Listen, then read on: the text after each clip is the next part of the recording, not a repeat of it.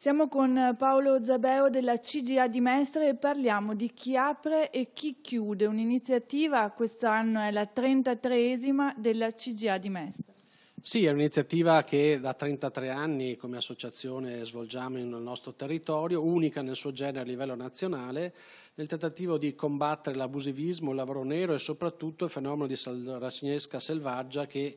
fa capolino soprattutto nel periodo di Ferragosto, quando molte aziende magari chiudono e quindi praticamente il cittadino, le famiglie non sanno dove andare se hanno praticamente magari da riparare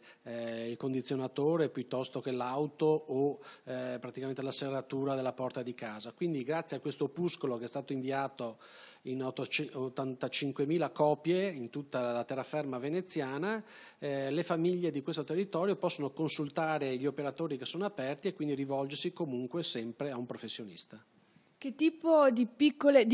piccole aziende si tratta? Ma sono aziende artigiane, sono 1.000.000 quelle che sono catalogate in questo opuscolo, che tra l'altro si può consultare anche su internet, sul nostro sito www.cgamestre.com. Sono suddivise in 70 categorie, ovviamente ci sono gli installatori impianti, i falegnami, le carrozzerie, gli autoriparatori, i pulisecco, i parrucchieri, gli estetisti, insomma tutte le categorie artigiane, tutte quelle attività che in qualche modo si ha bisogno di incorrere quando capita praticamente un'esigenza, una necessità anche in questo periodo di ferie e di vacanze.